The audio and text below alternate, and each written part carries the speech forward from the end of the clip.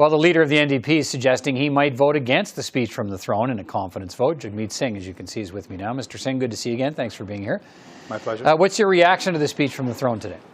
Well, the speech mentions lots of real action and real commitments. It was really thin on what they wanted to do. This seems like a government that's run out of ideas.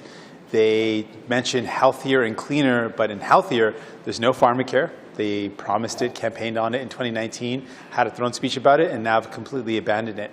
They have not included transfers, increasing transfers to provinces to make sure our healthcare is well funded, something that all provinces have been calling for, something we agree with.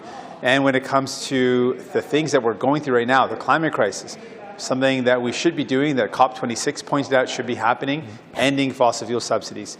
Still not something that the Liberals are willing to do, not in the throne speech. And we know that people are worried about housing and the cost of housing going up. No real commitments to make sure we tackle some of the most urgent crises that people are going through.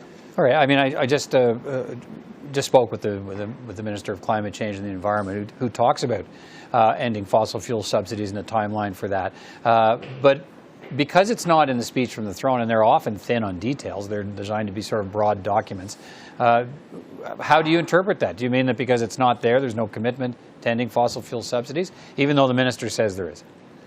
Well, we've seen this Liberal government promise to end fossil fuel subsidies for years now, and instead of ending them, they've increased them to the highest levels that we've seen in Canadian history, in fact, higher than even the Harper Conservatives. So with the fact that it's not also included in the throne speech gives Canadians a lot of wonder and worry about whether they're really committed to it. And I don't expect a 10-point plan, but putting out the general values, the idea, will they or will they not end those fossil fuel subsidies? Will they commit to real action on actually investing in healthcare and pharmacare and dental care? These were not mentioned, and we're not looking for a detailed plan, but at least a commitment that these are still important priorities. And from what I've seen in this throne speech, they're not, and they seem to have run out of ideas and seem to be running on steam. All right, so you wanted sort of a checklist of things they would move on, even if it wasn't in great detail. And I'm wondering, were there any conversations with you ahead of the speech from the throne to say, look, give us some ideas of what you want to hear? Well, we laid out our priorities a number of times. I had a conversation with the Prime Minister directly, but we also laid it out into the public so that people knew very clearly, the Liberal government certainly knew where we stood on wanting to make sure we see action on the housing crisis, on the climate crisis, helping people out. We made it really clear we want to see investments in healthcare. Pharmacare is no surprise, something that we care about and something we want to see. So these are well known to Mr. Trudeau and well known to the Liberal government, and they chose not to include them, which is a sign to us at this point that they're not interested in working together, since they haven't put forward the priorities that Canadians need. So will you vote against the speech from the throne in a confidence vote? Well, what we said so far is there's no vote in front of us, and when that time arises, we'll certainly let you know. Right, but you have a speech in front of you, and there's going to be a vote on it. So you know it's in the speech. So how would you vote on it? Well, there's no guarantee that they will even bring a vote for it. So that's not necessarily true. But what is really clear, and what I want Canadians to know, is that the Liberals shouldn't take our support for granted. We've said if it's priorities that will help Canadians out, we're ready to vote for it. If it's going to hurt Canadians, then we won't. And if they are showing a lack of interest in working together, that's their decision. But this government has a decision to make. If they want to work to make things better for people, we are ready and willing. All right, the timing is interesting on all of this, because the truth is, at this point, it would appear your support on a vote on the speech from the throne isn't required, because the Bloc says, it says the speech today was sort of, apple pie and there was nothing in it, so nothing to oppose, but they'll support it. So where does that leave you in terms of pressing the Liberals for changes if they don't need your support to pass the throne speech? Well, I'm not worried about this throne speech. What I am worried about is bills, and passing those bills. I know the Liberals have a choice. If they want to work with us on bringing in things like pharmacare, we're ready.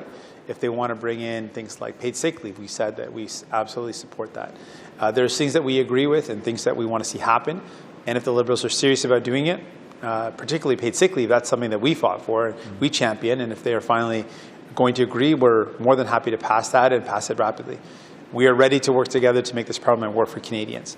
And if the Liberals are interested in that, we've made it really clear where we stand. Well, let's talk about one of those bills. The government's making it clear that legislation to extend the pandemic benefits for some and scale them back, yes, for others. That's a priority, $7.4 billion plan they want passed before Christmas. What is your position on that measure? If the measures don't pass, supports will run out for those people who would get them, but would get less perhaps, and will get nothing instead if the bill doesn't pass. Well, we've said that this bill is not something that we would support at its current stage. It's going to cut help to people without an alternative. And if they want to do something like that, they can go to the Bloc or the Conservatives for support. All right. You've acknowledged that there are ongoing discussions about some form of arrangement, perhaps, to see your party and the Liberals agree to work together to pass key bills, and some of those will be confidence votes. Have you been part of those discussions? That's not exactly it. Okay, tell me. We're open to discussions, and right now we've made it clear that there are certain bills that we're in support of, and we'd be happy to work to pass those quickly. There is no formal or informal arrangement. Nowhere at this point are there any discussions about that. But there have been discussions, correct? There's just been the initial discussion that we are interested in making this Parliament work, and we laid out our priorities for that. Okay, let's finish on this. The last thing, and it may come this week, is some kind of movement on hybrid sittings. The Tories and the Bloc oppose it. You and the Liberals support it. Why do you think we need to return to an option of hybrid sittings? I think it provided an option for Canadians, for parliamentarians to represent Canadians, to represent their constituents in cases where if someone is in contact with someone with COVID-19, it gives an opportunity for them to be able to work from home and still be able to participate. I think in some cases for families that have, or for MPs that have young families, it provides some flexibility. It's a tool that I support.